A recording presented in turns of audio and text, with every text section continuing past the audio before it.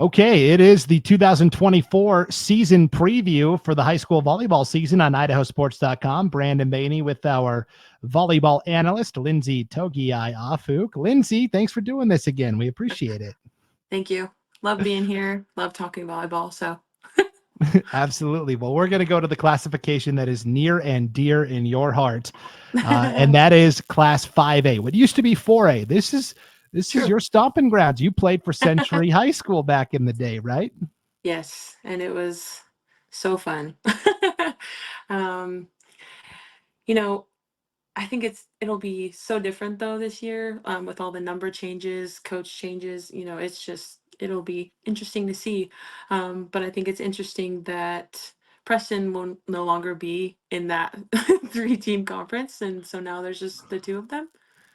Yeah, it's Is that just a right? lonely, yeah, just Pokey and Century. Yep, that's a Okay. So lonely do they get a league. half seed then, or is that how does that work? Oh, that's a good question. Okay, I'll pull up the brackets and look here. That's Okay. probably a good thing to discuss as we go through these. How many How many spots to seeds stay? they get?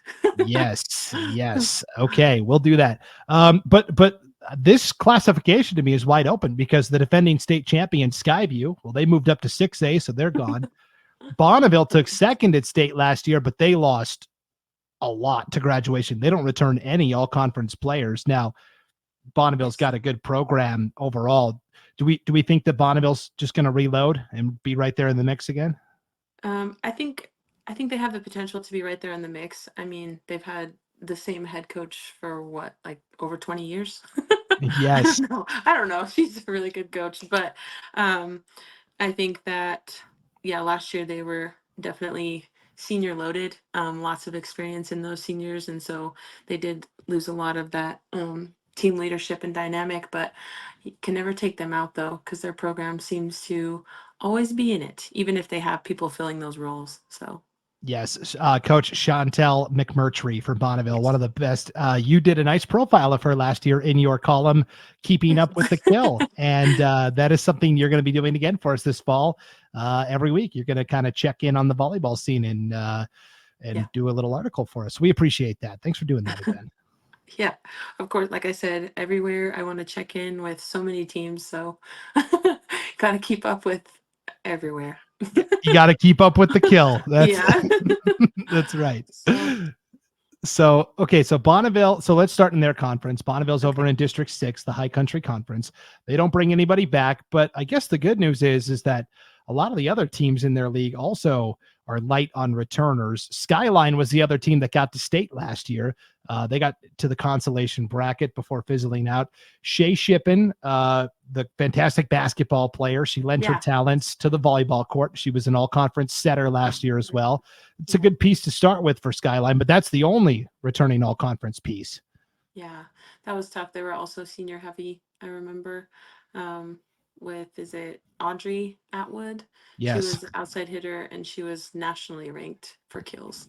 Um, she's another one playing in college. Yeah, they had a few go on there. So yeah, it'll be interesting because now you'll have to see who will fill in that spot. Um, yeah, I think it'll be a rebuilding year for them too. Yeah, could be tough. Blackfoot and Hillcrest each returned two all conference players. Blackfoot has Selah Christensen and Lily Harper, a pair of senior outside hitters. Hillcrest brings back Alexa Weatherly, junior outside hitter, Audrey Christensen, senior middle blocker. Shelley brings back Mallory Hyam, second team all conference outside hitter. She's a junior. And then I think this is the team that's going to be on the rise here. They were so close to making it last year. Idaho Falls. They bring back four all Yeah. conference performers, Lynnsie, and Avery Look, Emma Vollmer, Leah Thomas, and Grace Fugger. Leah Thomas is only a sophomore, and she made the all conference team as a freshman. That's pretty impressive. Yeah, I saw them a couple times throughout the summer in club and things, and yeah, they've been building their team chemistry, and they have the players to do it to go farther this year. I think, um, a lot of their um, seniors that are going to be seniors this year, they've just been playing together for so long, and then they stepped in with, I think he's on his like third or fourth year with that coach, and he's really invested in them, and I think they will have a good year this year. Yeah, Idaho Falls, and I think Bonneville, just based on their history, maybe give them the nod to two teams will get to go to state from this district. So it'll be tough competition for sure. Let's stay in East Idaho. Let's go down to District 5, the Southeast Idaho Conference. It's Pocatello. Oh It's gosh. Century. Good news. They do get a full bid to state. It's not like They the get a full district bid. champ has to play Oh a play-in wow. game or something. So, That's um, crazy. That yes, there's only two teams and they get a full bid, because like everywhere else that's not the case. yes, and we will talk about that when we get to our 1A preview with Clark Fork, the Wampus Cats. You Yeah. know all about them. We will. Yes. Yes, but I think this is I mean, as a former Diamondback, I hate to say it. I think this is Pocatello's league this year. They took third at state last year. They bring back Abby Lusk on the outside. Adri Johnson was a great libero. Brooklyn Haymore, Katie Matulis. They were all conference performers. Abby Lusk she's got the height and the skills right on the outside. Oh yeah. I mean, you can definitely tell she's an athlete, right? Um, Watching them play, last season, it was coming together for them. They had good team dynamic, good leaders on the floor. And I think, though, the players that they lost, it'll be interesting to see who filled those. They didn't lose so many, they lost three seniors, but in those seniors, they really took on a lot. So, be And those interesting. those were the seniors that really kind of turned the program around too, right? Yes, yes. Addie Evans, Naomi Shipley, and then Denise Davis, they all played, you know, a huge role, not in just the team dynamic, but their leadership throughout the time that they were at Pokey. But like you said, they're returning, is it four or five seniors? I know there's a few there that have also been taking on the leadership roles as part of that program. So I think they'll be in the mix, and yeah, I think they'll be. Well, I won't jinx it, but yeah, I think they'll Yeah. make it to state. Yes. Century is going to be good as well. It's just you're in a two-team league with a pretty good team. Milani Pantea and Suri Dalami both were all conference players last year, and they are both back for Century this year. So Skyview was first last year. Bonneville was second. Pocatello was third. Lakeland was the fourth place team at state from North Idaho. So let's go up to their district, District 1-2, the Inland Empire League. It's Lakeland, it's Sandpoint, it's Moscow, and Lewiston drops down from the 6A ranks this year. So it's a four-team conference. This is going to be a pretty interesting one. Only one bid available to state from this league, but I really like Lakeland. I think they've got great potential again this year. I agree. I think they're one that could come together and potentially do just as well or even better than they did last year. They had a good run, and they returned some key pieces as well. So I think you're right. I agree. I mean, I'm looking early on, and I'm kind of like Lakeland might be my state title favorite. I mean, I know there's a lot of other Don't good teams we're speak going too to talk about. soon. I'm kidding. Just That's kidding. true. We haven't even played any matches yet, right? That's Lakeland does return three awesome seniors, though. Zia Munier, middle hitter. She was the MVP of the league last year.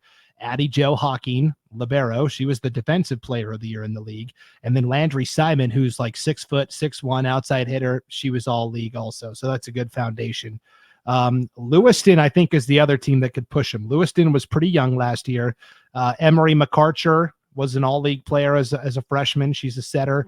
Her older sister, Addie McArcher, all-league middle blocker. She's back for her senior season as well. What do you think about Lewiston dropping down? I think that put them in a good place. I think, like we mentioned before, the whole 6A scene is tough. Not that the 5A isn't, but I think this put them in a good place, and they're in a good place as a team as well. I think they'll have a good year too. Yep, I think it'll be them in Lakeland standing there at the end for one spot to state. Moscow brings back Ali Dorigo and Eva Bilodeau, and Sandpoint welcomes back Belen Gonzalez. Those were all league players a year ago. Let's go to District 4. That's the Great Basin Conference, where last year it was the two Twin Falls schools, Twin Falls and Canyon Ridge, that got to state. Canyon Ridge no longer there. They're moved up to Uh, 6A. So the last team that was not Skyview to win a 5A or 4A championship was Twin Falls. It wasn't that long ago. What do you think about the Bruins this year? Um, I think they're another team that's always been in been up there in the 4A. They usually make it to state, and then, I mean, they usually place. They just always have that program. And now, with, is it Jacqueline? Is she still the coach? Yes. Yeah, so I think she does a really good job. She kind of took that over, but even before that, they've had a good program up there.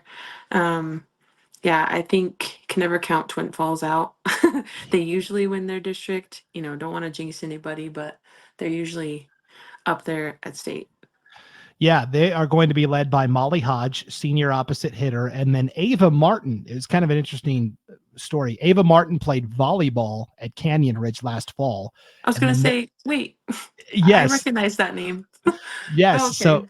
So Ava Martin, fantastic middle blocker. She played at Canyon Ridge for volleyball last fall, and then Canyon Oh, Ridge had that situation where all the seniors quit and left the team and that's right. and kind of left a bad taste in everybody's mouth. So Ava applied for a hardship to transfer to Twin Falls for basketball Interesting. season, Oh, just to get away from it all. And she was yeah. granted the hardship. So she played basketball for Twin Falls last winter, and now she's going to Oh, play volleyball for the Bruins too. So oh, that is interesting.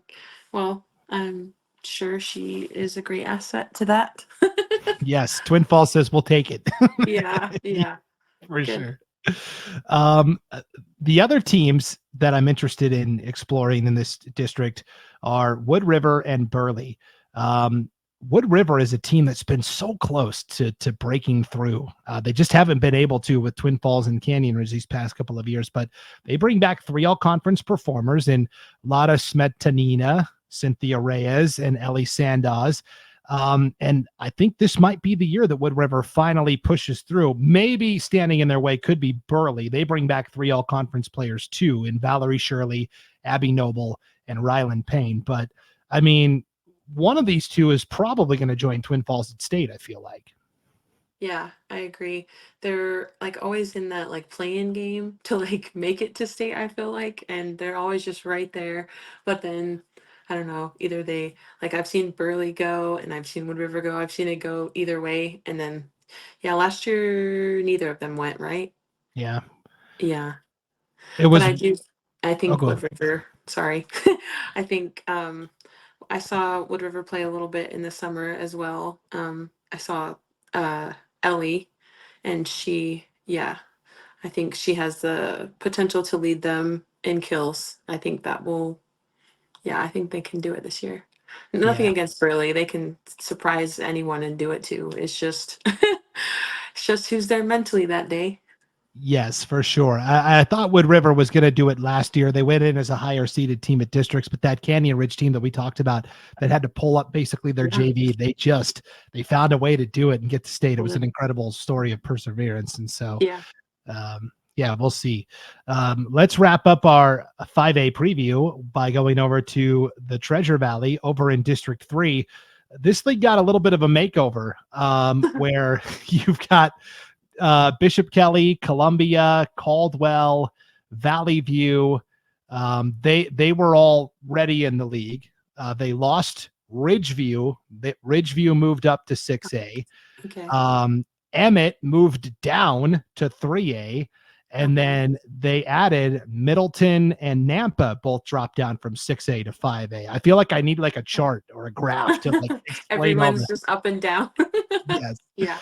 Yeah. Um, I think we That's have to start with Valley View, though. They went in to districts last year as the number 6 seed, the lowest seed. Only 6 teams got to go to districts. And Valley View went on the ultimate Cinderella run. They only won like 5 or 6 matches in the regular season, and they got to state, Lynnsie. They did it. Now they went 2 and just out at state, but just getting there, I thought was they made incredible it. last year. Yes. Yeah. And that was probably huge for them too. Do they return a lot? They returned 1 all-conference player in Denise Childs, senior setter, but nobody else in the conference returns more than 1 all-conference player either. So Okay. why not Valley View? They got another good chance. And with volleyball, it's just who makes less mistakes. Right. I So think I think the other teams to keep an eye on are like Middleton, maybe. Middleton almost got to the 6A state tournament last year. yeah, They lost the play-in game. They bring back Sydney Short. She's a great senior setter. So I think like if I'm looking at overall favorites, I'm probably putting Middleton 1 because they've got more numbers. They right. almost did it at the highest level. I think this is going to be a good year for Middleton. I agree. And Middleton's kind of always been in the mix when they were in 4A before, prior. They were usually at state. Um, yeah, and it's always hard with these Boise teams, though, and they, like you said, doing all this mixing around. It'll be interesting. That conference sounds interesting. Yeah, it's going to be other players to keep an eye on. Lila Mendoza at Nampa, Olivia Fisher at Columbia, Caroline Monahan at Bishop Kelly, and I think one of the most underrated players in the state uh, at Caldwell, Tamar Callender. She's a setter. She's a great basketball player too. It's Oh, just that Caldwell doesn't have a lot of the team success, and so that gets obscured a little bit. But I'm telling you, Tamar Callender can play. She's fun to watch. So what position? Sorry. setter. Setter. Oh, okay. Cool. Yep. I always love So to see a good setter. yes, that's one to keep an eye on at Caldwell this year. So Okay. that is our 5A state volleyball preview. Again, teams we're keeping an eye on from East Idaho. We're looking at Bonneville, Idaho Yeah. Falls, Yes. Pocatello are kind Yes. of the contenders there. Twin Falls, Wood River, maybe Burley from the Magic Valley. Yeah. Over in the Treasure Valley, we think Middleton and who knows, they're going to get 2 spots to Yeah. state. It's going to be wide open. Interesting. And then Lakeland and Lewiston potentially up north. Did I miss anybody? No, I think Lakeland will be up there. Yeah. Yeah, it'll be a lot of fun for sure. So thank you for tuning in to our 5A state volleyball preview special here on IdahoSports.com.